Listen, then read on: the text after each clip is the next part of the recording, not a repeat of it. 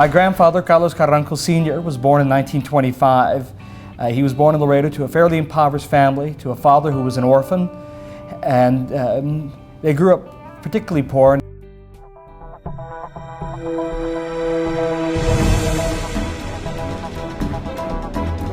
In 1944, at the age of 19, he was drafted into the Army.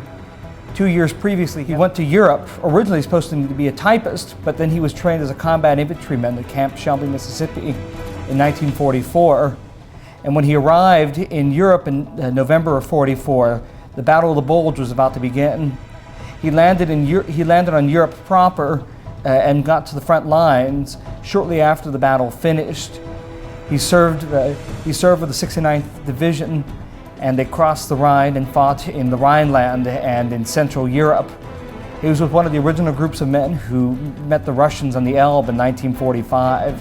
When the war was finished, thinking they were going to go home, they were actually kept there as an occupational army and he was stationed in the area around Stuttgart and Heidelberg from 1945 until May 1946, when he was given his discharge papers.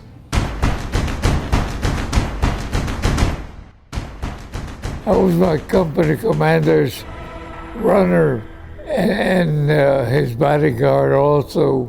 Shot expert with a M1 rifle. Everybody was happy when the war ended because we thought we were going home. But Uncle Sam had other ideas for us.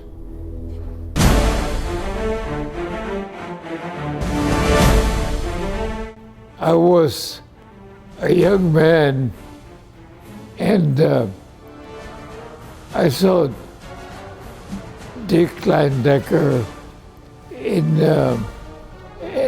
Germany.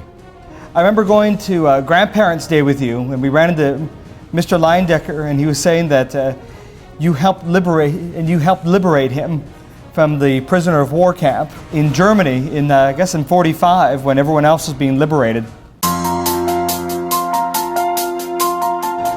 My grandfather has a degree from Texas A&I, a bachelor's degree in history, and he also has a master's degree from Texas A&M, which, of course, back in the '60s when he got it, having a master's degree was not the norm like it is today.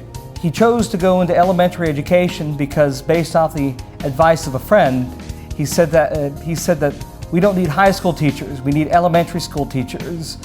The baby boom is going to begin, and you will be on the front lines of that one too.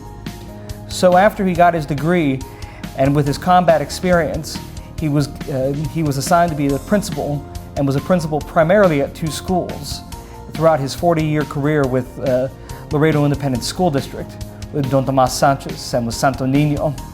There are both challenges he was willing to take, and he took them on with pleasure and with happiness in a way that few people could.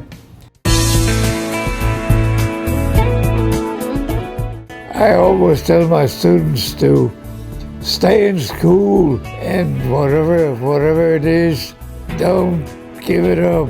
You study and learn so you can pass that information to your future children. He exemplifies the greatest generation in a way that few people can. Having endured the hardships of the Depression, the terror and horror of war, and coming back to a quiet life in the States where he was able to educate a generation of Laredoans that give us the successful Laredo that we know today.